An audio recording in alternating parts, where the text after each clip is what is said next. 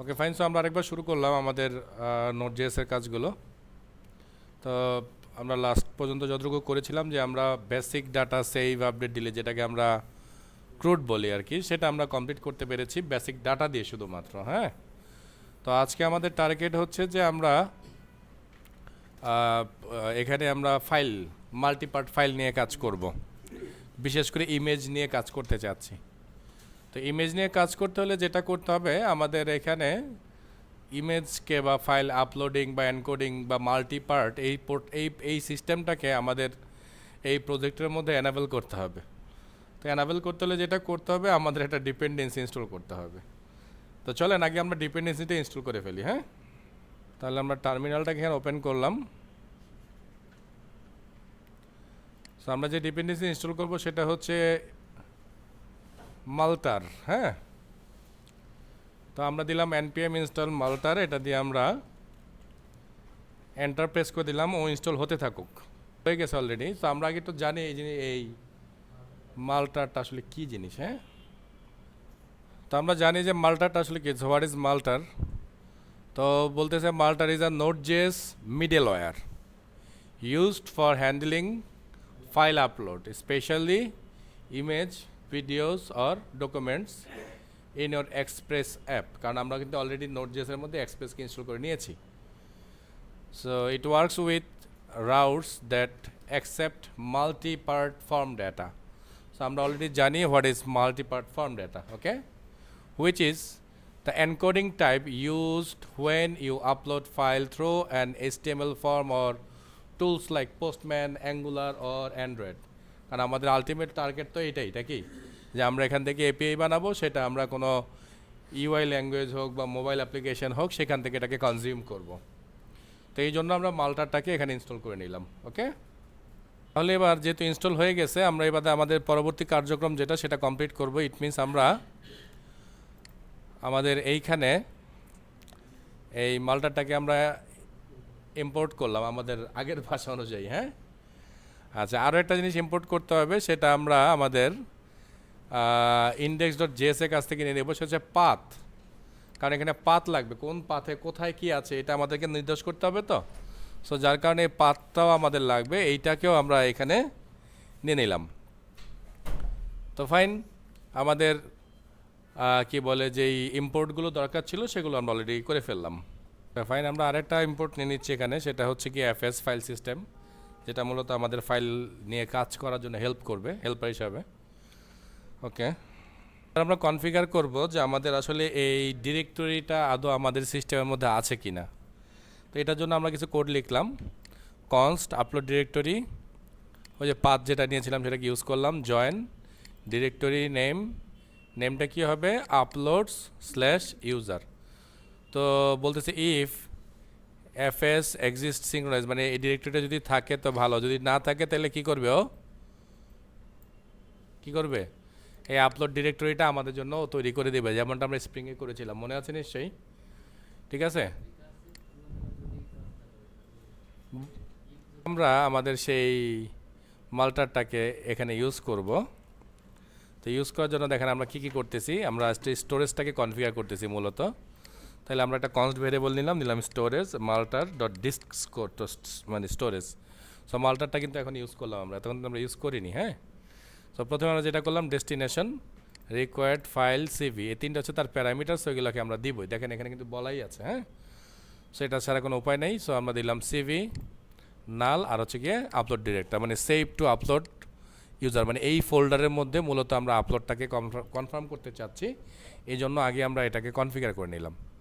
এবার আমরা বলতেছি ফাইল নেম, মানে আমরা যেমনটা স্প্রিংয়ে করেছিলাম যে আমাদের ফাইল নেমটাকে আমরা চেঞ্জ করেছিলাম, এইখানেও আমরা সে একই কাজ কমপ্লিট করব। ঠিক আছে, আমাদের ফাইল নেমটাকে আমরা আমাদের মতো করে চেঞ্জ করে ইউনিক বানিয়ে নেব, যেন কোনো ক্ল্যাশ না ঘটে। তো এই জন্য আমরা বলতেছি ফাইল নেমটা কী হবে, রিকোয়েস্ট লাগবে, ফাইল লাগবে, সিভি লাগবে, মানে কোথায় যাবে জিনিসটাও লাগবে। তো আমরা বলতেছি কনস্ট ইউনিক সাফিক্স, মানে হচ্ছে গিয়ে ফাইলটার নামের শেষ প্রান্তে কি থাকবে সেইটা আমরা এখানে একটা ভ্যারিয়েবল দিয়ে সেট করলাম। এগুলো তো ভ্যারিয়েবল, হ্যাঁ, নাম দেখে তো অবাক হবেন না, চাইলেই আমরা চেঞ্জ করে ফেলতে পারি। তার মানে এটা মূলত আসলে আমাদের ফাইল নেমের লাস্ট পার্টটা। তা আমি যেমনটা ইউজ করেছিলাম ওখানে আমরা ডেট ডট নাও, তার মানে কি এটা একটা টাইম স্ট্যাম্প, ইট মিনস এটা মিলি সেকেন্ডে একটা নাম্বার চলে আসে, তাই না? একটা লং নাম্বার আসে আমাদের কাছে, সেইটা।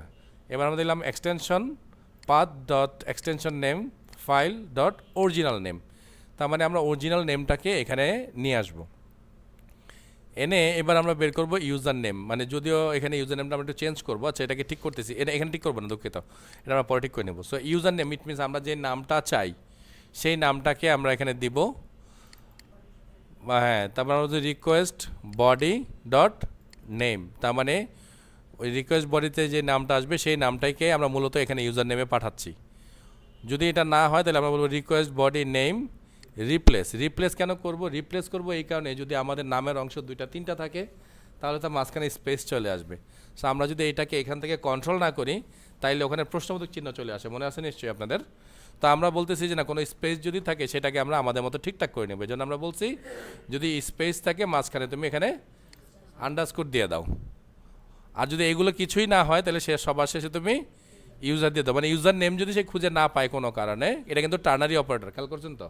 মানে এটা যদি ট্রু হয় তাহলে এই পার্ট কাজ করবে, আর যদি ফলস হয়ে যায় তাহলে ওখানে ইউজারকে বসাই দিতে বলছি আমি।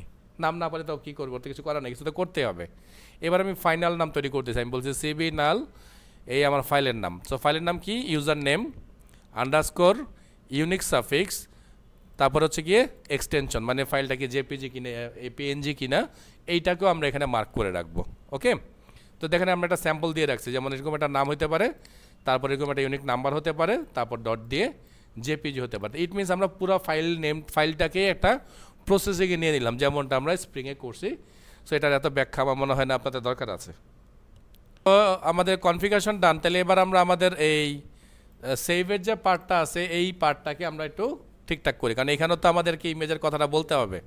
তো চলেন এই পাঁচটাকে ঠিক করে দিই। এবার এটা আমাদের খুব বেশি কাজ নাই, শুধুমাত্র এখানে আমরা একটা নতুন কনস্ট্যান্ট ভেরিয়েবল নিলাম এবং এই ভেরিয়েবলের মধ্যে আমরা একটা নাম ইউজ করলাম।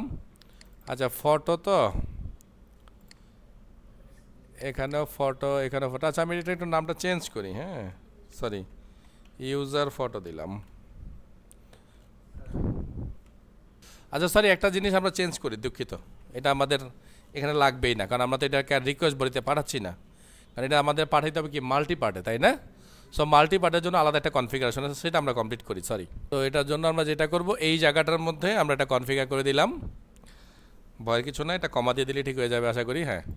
সো আমরা বললাম আপলোড সিঙ্গেল ফটো, মানে একটাই মাত্র ইমেজ আমরা এখানে দিব আপাতত।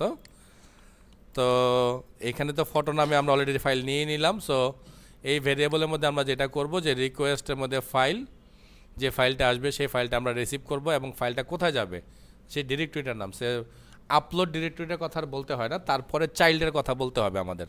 সো তারপরে চাইল্ড হচ্ছে কে? ইউজার স্ল্যাশ, মানে ইউজারের মধ্যে আমরা দিতে চাই রিকোয়েস্ট ফাইল নেম, আর যদি না আসে কোনো কারণে তাহলে আমরা এখান থেকে নাল পাঠিয়ে দেব।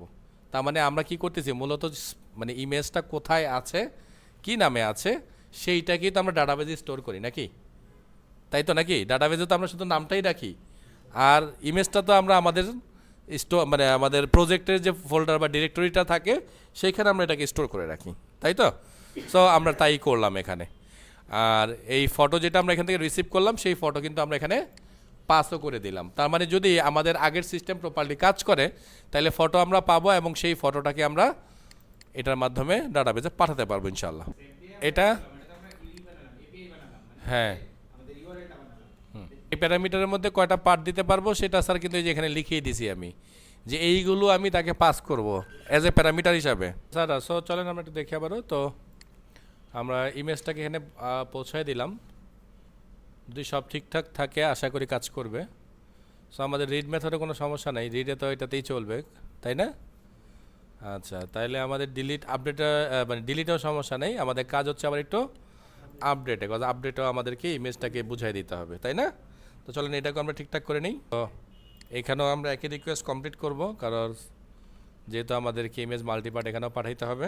সো এখানে আমরা কি করলাম দেখেন, এখানেও আমরা একই কাজ করলাম, রিকোয়ার্ড ফাইল আমরা এখানে রাখবো, আর নাহলে এখানে আমরা বলছি রিকোয়েস্ট বডি ওল্ড ফটো, মানে যদি আমরা নতুন ফটো দেই তো গুড, যদি না দেই তাহলে আগের যে ইমেজটা আছে সেটাকেই সে ধরে রাখবে, তার মানে ইমেজটাকে সে আর আপডেট করবে না, ঠিক আছে? তো মনে হচ্ছে যে আমাদের আপলোডটা কাজ করবে, তারপরে আমরা চলে যাই ডিলিট। সো ডিলিটে তেমন কোনো ঝামেলা নাই, সো আমরা নর্মালি ডিলিট করে দিলাম, আর আগে যা ছিল আমরা তাই রাখলাম এখানে। সো এবার একবার আমরা একটু চালাই দেখি, রান করে দেখি দেখি কী কী ইরর আসে আমাদের।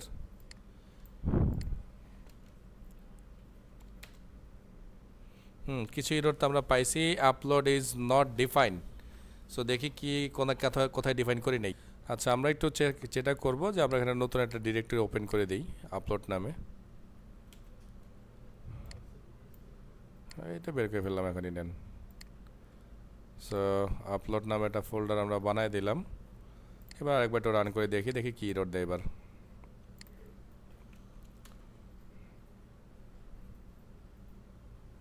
আচ্ছা, এইখানে ইরর দিচ্ছে, বলতেছে যে আপলোড ইট নট ডিফাইন। ও, বুঝতে পারছি মনে হয় ব্যাপারটা।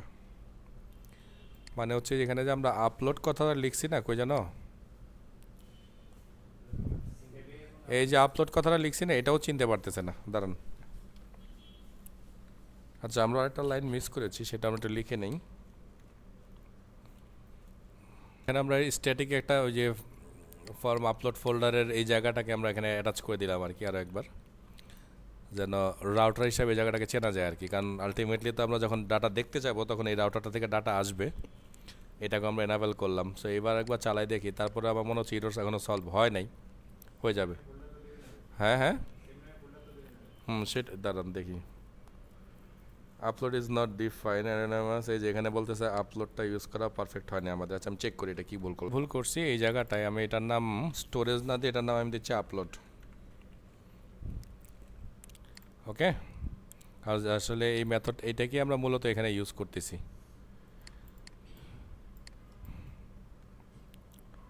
সো দিলাম আর একবার রান করে, এখনো কি সেম এররই বলতেছে, আবার বলতেছে এটা নট ফাংশন। আচ্ছা, সো আমরা একটা ছোট ভুল করছিলাম, সেটা হচ্ছে আসলে আমরা এই লাইনটাই লিখি নি, মানে আপলোড নামে যে ভ্যারিয়েবলটা আমরা ইউজ করতেছি, আপলোডটা আসলে খালি, তো আমরা বলছি আপলোডের মধ্যে স্টোরেজটাকে ইউজ করতে, মানে হচ্ছে এই যে এই জায়গাটাকে আমরা ইউজ করতে বলছি। তো মূলত এই প্রসেস করে আপলোডের মধ্যে ইউজ করবে আর কি, ঠিক আছে। আচ্ছা, তো এগুলো তো সব ঠিকঠাকই আছে। তাহলে এবার আমাদের টেস্ট করার পালা। সো অলরেডি আমি এটা রান দিয়ে দিছি। তো রান করে এবার যেটা আমি করব, আমাদের চলে যেতে হবে